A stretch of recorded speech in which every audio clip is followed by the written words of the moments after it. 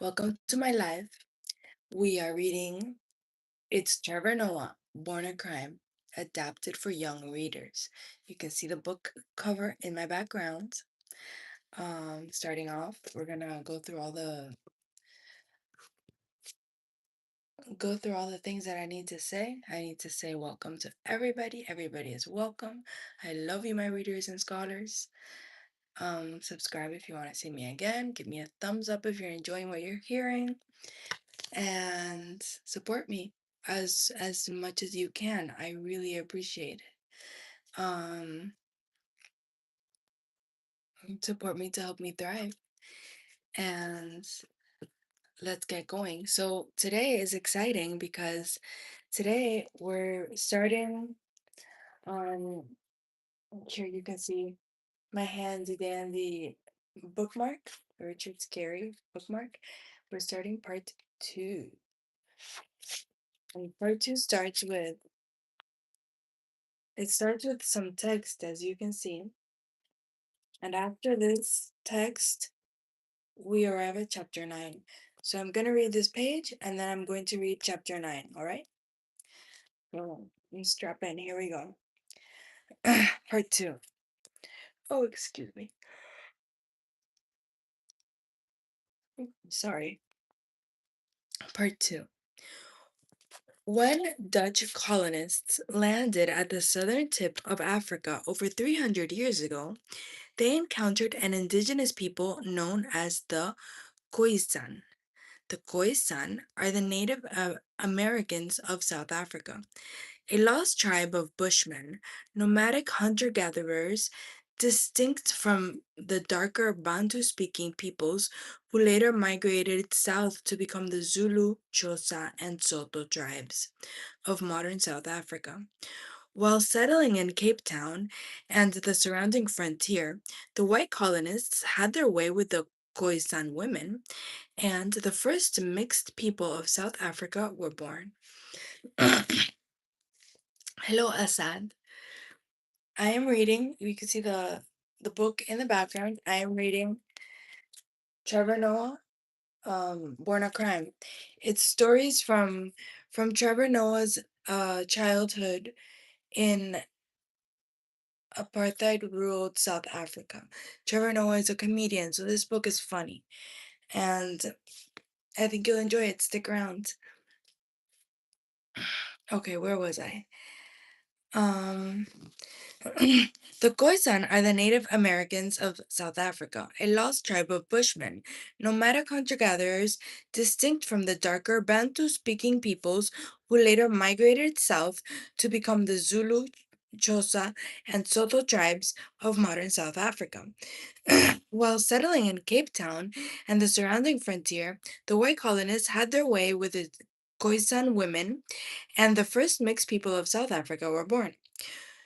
To work the colonists' farms, slaves were soon imported from different corners of the Dutch Empire, from West Africa, Madagascar, and the East Indies. Excuse me. The slaves and the Khoisan intermarried, and the white colonists continued to dip in and take their liberties. And over time, the Khoisan all but disappeared from South Africa. While most were killed off through disease, famine, and war, the rest of their bloodline was bred out of existence, mixed in with the descendants of whites and slaves, to form an entirely new race of people, coloreds. Colored people are a hybrid. Excuse me. Yes, it's a good book. Colored people are a hybrid, a complete mix. Some are light and some are dark. Some have Asian features. Some have white features. Some have black features. It's not uncommon for a colored man and a colored woman to have a child that looks nothing like either parents. Thank you for the thumbs up. I appreciate it. I'm glad you like the story. The curse that colored people carry is having no clearly defined heritage to go back to. If they trace their lineage back far enough, at a certain point, it splits into white and native a tangled web of other.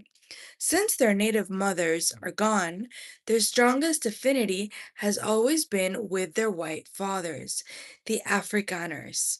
Most colored people don't speak African languages, they speak Afrikaans. Their religion, their institutions, all of the things that shape their culture comes from Afrikaners. The history of colored people in South Africa is, in this respect, worse than the history of Black people in South Africa. For all that Black people have suffered, they know who they are. Colored people don't.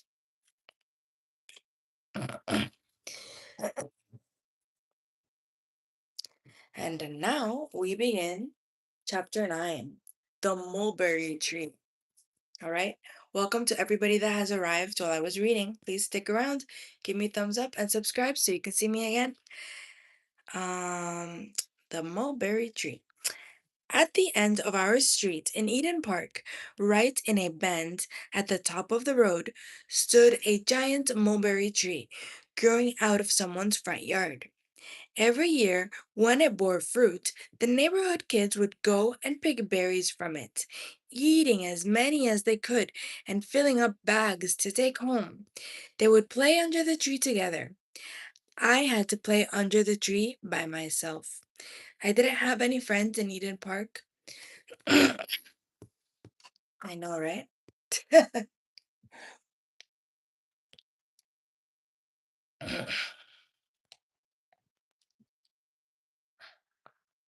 I didn't have any friends in Eden Park. I was the anomaly wherever we lived. In Hillbrow, we lived in a white area and nobody looked like me. In Soweto, we lived in a black area and nobody looked like me. Eden Park was a colored area. In Eden Park, everyone looked like me, but we couldn't be more different. It was the biggest mind bender I've ever experienced. The animosity I felt from the colored people I encountered growing up was one of the hardest things I've ever had to deal with. It taught me that it is easier to be an insider as an outsider than to be an outsider as an insider.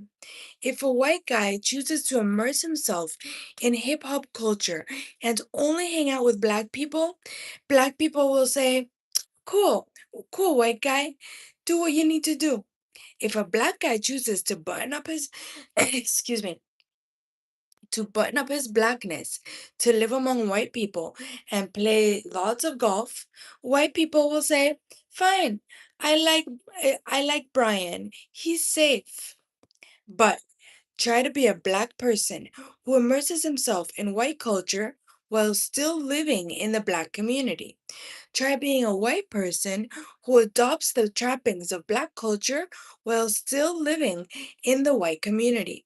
You will face more hate and ridicule and ostracism than you can even begin to fathom. People are willing to accept you um, if they see you as an outsider trying, excuse me, people are willing to accept you if they see you as an outsider trying to assimilate into their world. But when they see you as a fellow tribe member attempting to disavow the tribe, that is something they will never forgive. That is what happened to me in Eden Park.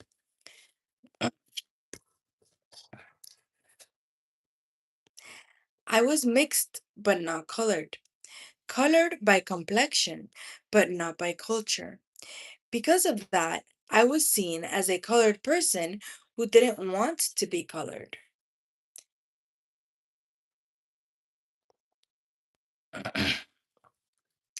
In Eden Park, I encountered two types of colored people. Some colored people hated me because of my blackness. My hair was curly, and I was proud of my afro. I spoke African languages, and I loved speaking them. People would hear me speaking Xhosa or Zulu, and they'd say, "What is he? In Bosman? What are you? A bushman? Why are you trying to be black? Why do you speak that click click language? Look at your light skin. You're almost You're almost white and you're throwing it away. Other colored people hated me because of my whiteness. Even though I identified as being black, I had a white father. I went to an English private school. I'd learned to get along with white people at church. I could speak perfect English, and I barely spoke Afrikaans, the language colored people were supposed to speak. So colored people thought I was better than them. Even when I thought I was liked, I wasn't. One year, I got a brand new bike during the summer holidays. My cousin Mlungisi and I were taking turns riding around the block. I was riding up our street, and when I was riding up our street when this cute colored girl came out of the road and stopped me. She smiled and waved to me sweetly. Hey, she said, can I ride your bike?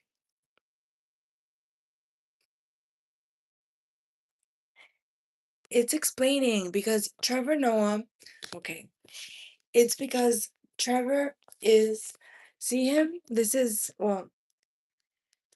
an illustration of him younger. This is a picture of him and his mom. You see, Trevor's mom is black. She's a Xhosa woman. That's her tribe. Trevor's dad is white. He's Swiss. So Trevor, he's not black. He's not white. He's mixed. So colored people, he looks like a colored person. And he grew up in apartheid South Africa.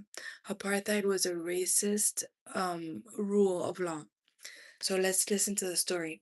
That's why they hated him, because he wasn't white and he wasn't black. He looked colored, but he didn't. He looked colored, but he didn't act colored. So let's continue. Hey, she said, can I ride your bike? I was completely shocked. Oh, wow, I thought. I made a friend. Excuse me. Yeah, of course, I said. I got off and she got on and rode about 20 or 30 feet. Some random older kid came running up the street. She stopped and got off, and he climbed on and rode away. I was so happy that a girl had spoken to me. I ran back home, smiling and skipping along. My cousin asked where the bicycle was. I told him. Trevor, you've been robbed, he said. Why didn't you chase them? I thought they were being nice. I thought I'd made a friend. Lungisi was older, my protector. He ran off and found the kids, and 30 minutes later, he came back with my bike. Things like that happened a lot. I was bullied all the time. The, in- the incident at the mulberry tree was probably the worst of them. Late one afternoon, I was playing by myself like I always did, running around the neighborhood. This group of 5 or 6 colored boys was up the street picking berries off the mulberry tree and eating them. I went over and started picking some to take home for myself. The boys were a few years older than me, around 12 or 13. They didn't talk to me, and I didn't talk to them. They were speaking to one another in Afrikaans, and I could understand what they were saying. Then one of them, this kid who was the ringleader of the group, walked over. Mag ik jou morbier zien? Can I see your mulberries? My first thought, again, was, oh, cool. I made a friend. I held up my hand and showed him my mulberries. Then he knocked them out of my hand and smashed them into the ground. The other kids started laughing. I stood there and looked at him a moment. By that point, I developed a thick skin. I was used to being bullied. I shrugged it off and went back to picking mulberries. Clearly, not getting the reaction he wanted, this kid started cursing me out. I ignored him and went on about my business. Then I felt a splat on the back of my head. He'd hit me with a mulberry. It wasn't painful, just startling. Mhm. I turned to look at him. Splat! He hit me again, right in my face. Then, in a split second, before I could even react, all of these kids started pelting me with berries. Some of the berries were ripe and stung like rocks. I tried to cover my face with my hands, but there was a barge coming at me from all sides. The kids were laughing and pelting me and calling me names. Bushy, Bushman! I was terrified. Just the suddenness of it. I didn't know what to do. I started crying and I ran. I ran for my life all the way back down the road to our house. When I ran inside, my mother looked at me horrified. What happened? Between sobs, I told her the story. When I finished, she burst out laughing. It's not funny, I said. No, no, Trevor, she said. I'm not laughing because it's funny. I'm laughing out of relief. I thought you'd been beaten up. I thought you were covered in blood. I'm laughing because it's only berry juice. Look on the bright side. She pointed to the half she pointed to the half of me covered in dark berry juice. Now you really are half black and half white.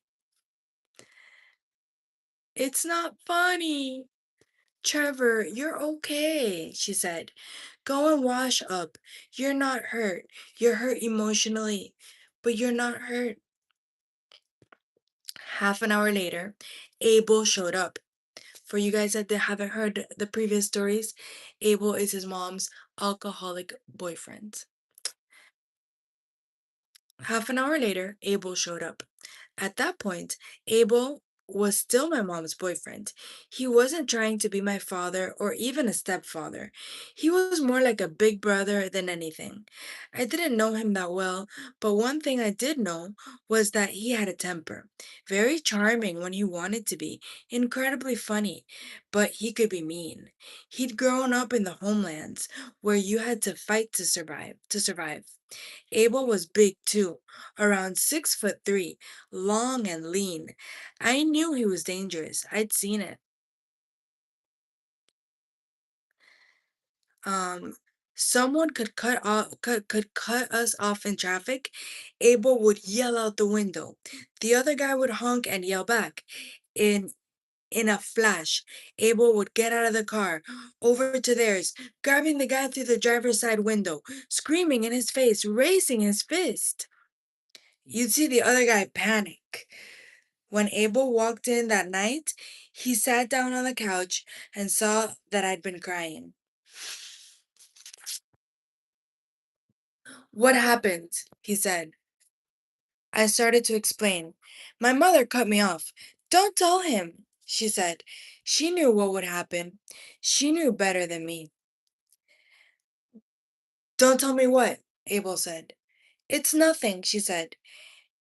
"I- It's not nothing, I said. She glared at me. Don't tell him. Abel was getting frustrated. What? Don't tell me what? He'd been drinking. He never came home from work sober, and the drinking always made his temper worse. I would It was strange, but in that moment, I realized that if I said the right things, I could get him to step in and do something. We were almost family, and I knew if I made him feel like his family had been insulted, he'd help me get back at the boys. I told him the story, the names they called me, the way they attacked me. My mother kept laughing it off, telling me to get over it, that it was kids being kids, no big deal. She was trying to diffuse the situation, but I couldn't see that. I was just mad at her. Abel wasn't laughing. As I told him what the bullies had done, I could see the anger building up inside him. With Abel's anger, there was no ranting and raving, no clenched fists. He sat there on the couch listening to me, not saying a word. Then, very calm and deliberate, he stood up. Take me to these boys, he said. Yes, I thought. This is it. Big Brother is going to get my revenge for me. We got into his car and drove up the road, stopping a few houses down from the tree.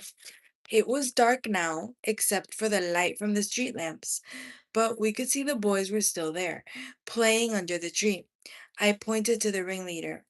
That one. He was the main one. Abel slammed his foot on the gas and shot up into the grass and straight towards the bottom of the tree. He jumped out. I jumped out.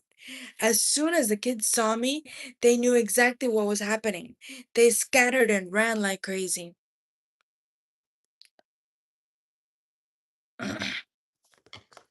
Abel was quick. He was fast. The ringleader had made a dash for it and was trying to climb over a wall. Abel grabbed him, pulled him down, and dragged him back. Then he stripped a branch off the tree, a switch, and started whipping him. I loved it.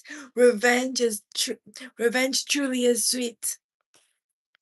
Then I caught a glimpse of the look of terror in the boy's face, and I realized that Abel had gone past getting revenge for me. He wasn't doing this to teach the kid a lesson. He was just beating him. He was a grown man, venting his rage on the 12-year-old boy. In an instant, I went from, yes, I got my revenge, to, dear God, what have I done? Once this kid went limp, Abel dragged him over to the car and held him up in front of me. Say you're sorry. The kid was whimpering, trembling. He looked me in the eye, and I had never seen fear in someone's eyes like I saw in his. He'd been beaten by a stranger in a way I don't think he'd ever been beaten before. He said he was sorry, but it was like his apology wasn't for what he'd done to me. It was like he was sorry for everything bad he'd ever done in his life because he didn't know there could be a punishment like this. Looking at in that boy's eyes, I realized how much he and I had in common. He was a kid. I was a kid. He was crying. I was crying. He was a colored boy in South Africa, taught how to hate and how to hate himself. Taught how to hate and how to hate himself. Who had who had bullied him that he needed to bully me? He'd made me feel fear, and to get my revenge, I unleashed my fury. I'd unleashed my fury on his world. I'd done a terrible thing. Once the kid apologized, Abel oh, shoved him away and kicked him. The kid ran off, and we drove back to the house in silence. At home, Abel and my mom got in a huge fight. She was always on him about his temper.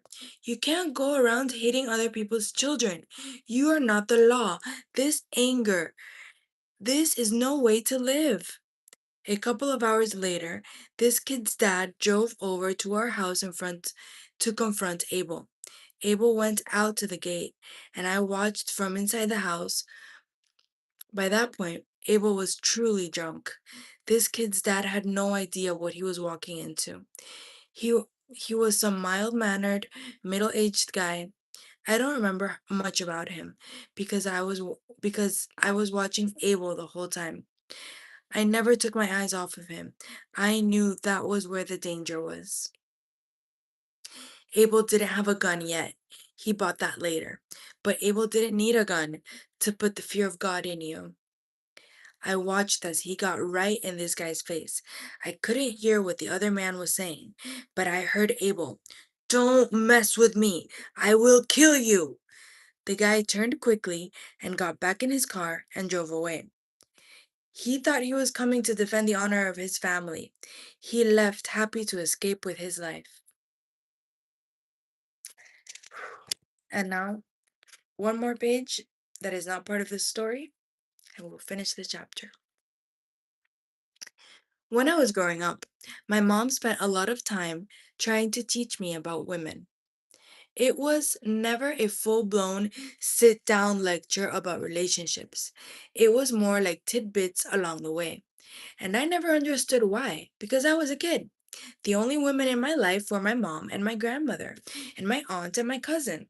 I had no love interest whatsoever, yet my mom would go off on a whole range of things. Trevor, remember, a man is not determined by how much he earns. You can still be the man of the house and earn less than your woman. Being a man is not what you have. Being a man is not what you have, it's who you are. Being more of a man doesn't mean your woman has to be less than you. Trevor, make sure your woman is the woman in your life. Don't be one of these men who makes his wife compete with his mother. A man with a wife cannot be beholden to his mother. The smallest thing could prompt her. I'd walk through the I'd walk through the house on the way to my room and say, "Hey, Mom," without glancing up. She'd say, "No, Trevor, you look at me. You acknowledge me. Show me that I exist to you. Because the way you treat me is the way you will treat your woman. Women like to be noticed. Come and acknowledge me and let me know that you see me. Don't just see me when you need something." These little lessons were always about grown up relationships. She was so preoccupied with teaching me how to be a man that she never taught me how to be a boy, how to talk to girls or pass a girl a note in class. There was none of that. All right, that's the end of chapter 9. And it's only been 26 minutes.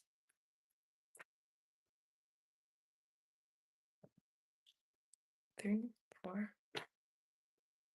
I don't know. What do you guys think? Should I read chapter 10? Is anybody watching? Is anybody listening? Should I read chapter 10? Tell me in the comments.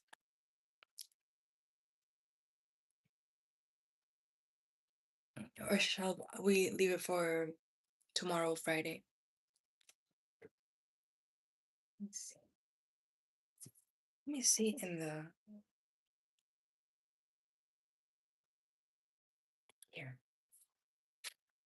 Oh, there's 3 parts to this book. Part 1, part 2, part 3.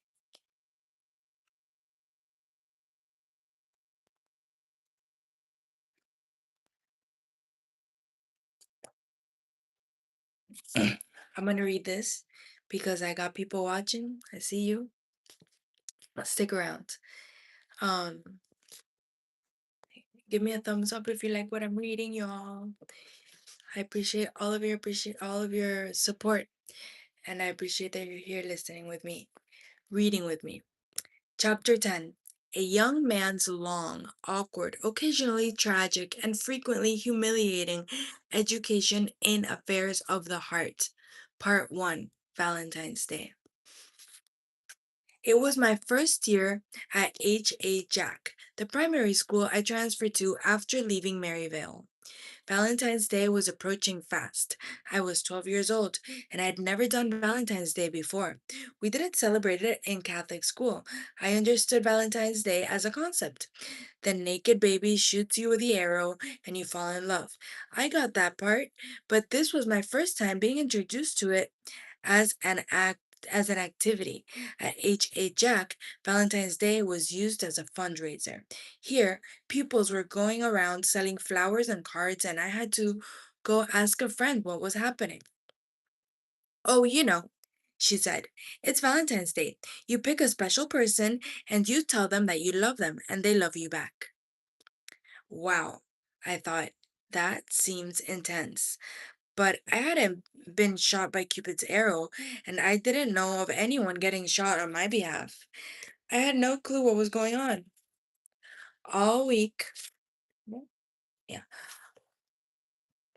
all week, the girls in the school kept saying, "Who's your Valentine? Who's your Valentine?" I didn't know what I was supposed to do. Finally, one of the girls, a white girl, said, "You should ask Maylene." The other kids agreed. "Yes, Maylene. You should definitely ask Maylene. You have to ask Maylene. You guys are perfect for each other." Maylene was a girl I used to walk home from school with. We lived in the city now, me, my mom, and Abel, who is now my stepfather, and my new baby brother, Andrew. We'd sold our house in Eden Park to invest in Abel's new garage. Then that fell apart, and we ended up moving to a neighborhood called Highlands North, a 30-minute walk from H.A. Jack. A group of us would leave school together every afternoon, each kid peeling off and going their separate way when they reached their house. Maylene and I lived the farthest, so we'd always be the last two. We'd walk together until we got where we had needed to go, and then we'd part ways. Maylene was cool. She was good at tennis, smart, cute. I liked her. I didn't have a crush on her. I wasn't even thinking about girls that way yet. I just liked hanging out with her. Maylene was also the only colored girl in school. I was the only mixed kid in school. We were the only two people who looked like each other. The white girls were insistent about me asking Maylene to be my Valentine. They were like, Trevor, you have to ask her. You're the only two. It's your responsibility. Thank you, Eric Nelson. Um, I honestly hadn't thought of asking Maylene, but when the girls brought it up, the thing happened where someone plants an idea in your head and it changes your perception.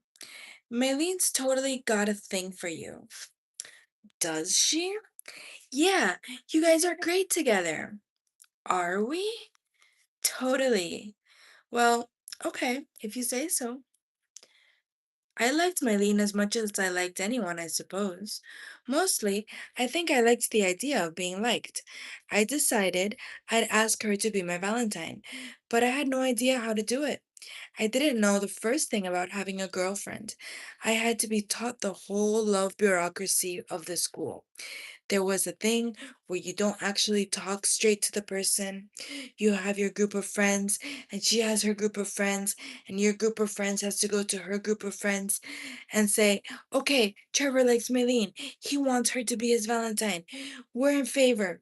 We're ready to sign off with your approval. Her friends say, okay, sounds good. We have to run it by Maylene. They go to Maylene. They consult. They tell her what they think. Trevor says he likes you. We're in favor. We think you'd be good together. What do you say? Maylene says, I like Trevor. They say, okay, let's move forward. They come back to us. Maylene says she approves and she's waiting for Trevor's Valentine's Day advance. The girls told me this process was what needed to happen. I said, cool, let's do it. The friends sorted it out. Maylene got on board and I was all set.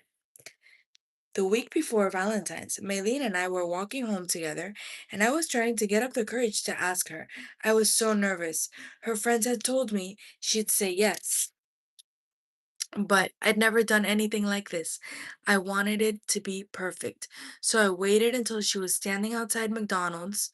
Then I mustered up all the courage and I turned to her. Hey, Valentine's Day is coming up, and I was wondering, would you be my Valentine's? Yes, I'll be your Valentine. And then, under the golden arches, we kissed. It was my first time ever kissing a girl. It was just a peck. Our lips touched for only a few seconds, but it set off explosions in my head. Something had awakened, and it was right outside of McDonald's, so it was extra special. Now I was truly excited. I had a Valentine. I had a girlfriend. I spent the whole week thinking about Maylene, wanting to make her Valentine's Day as memorable as I could. I saved up my money, my pocket money, and bought her flowers and a teddy bear and a card. I wrote a poem with her name in the card, which was really hard because there aren't many good words that rhyme with Maylene. Then the big day came. I got my Valentine's Day card and the flowers and the teddy bear ready and took them to school. I was the happiest boy on earth. The teachers had set aside a period before recess for everyone to exchange Valentines. There was a corridor outside our classroom where I knew Maylene would be, and I waited for her there. All around me, love was in bloom. Boys and girls exchanging cards and gifts, laughing and giggling and stealing kisses. I waited and waited. Finally, Maylene and showed up and walked over to me. I was about to say Happy Valentine's Day when she stopped me and said, "Oh, hi Trevor. Listen, I can't be your girlfriend anymore. Lorenzo asked me to be his Valentine, and I can't have two Valentines, so I'm his girlfriend now and not yours." She said it so matter of factly that I had no idea how to process it. "Oh, okay," I said. "Well, Happy Valentine's Day." I held out the card and the flowers and the teddy bear. She took them and said thanks, and she was gone. I felt like someone had taken a gun and shot holes in every part of me. At the same time, some part of me said, well, this makes sense. Lorenzo was everything I wasn't. He was popular, he was white, he'd upset the balance of everything by asking out the only colored girl in school. Girls loved him, and he was dumb as rocks. A nice guy, but kind of a bad boy. Girls did his homework for him. He was that guy. He was really good looking too. I stood no chance. As devastated as I was, I understood why Maylene made the choice she did. I would have picked Lorenzo over me too.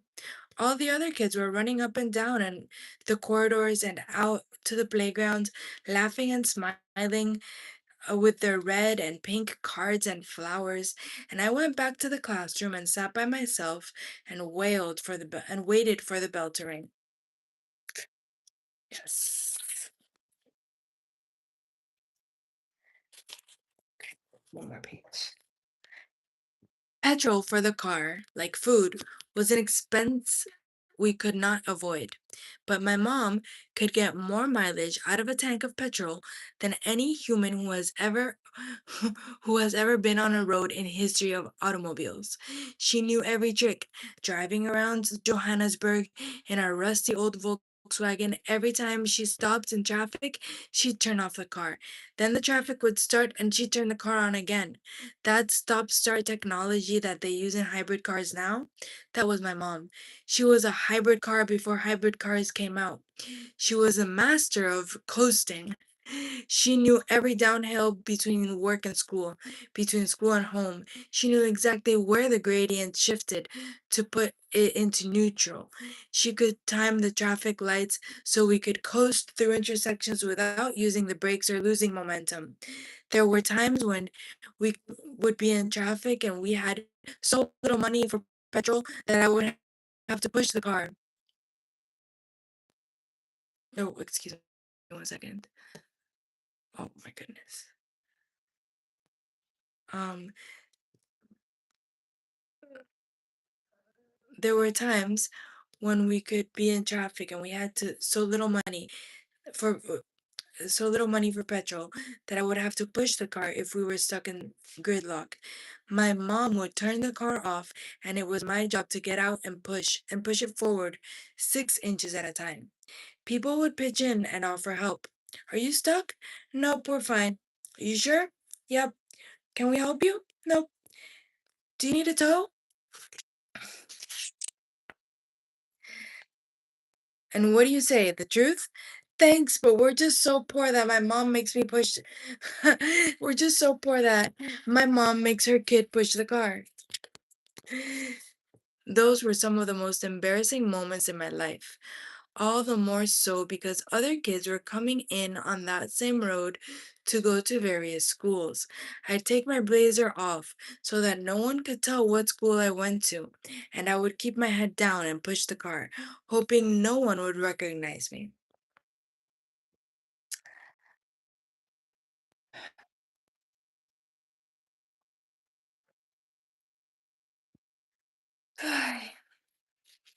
I'm reading a book, I just finished chapter 10. I only have 10 minutes left before my lunch is over, but we do 3 pages in 10 minutes? Oh my goodness. Let's not. Okay, that was a good read, y'all. I gotta change the cover to this video to put chapter 10 and 11.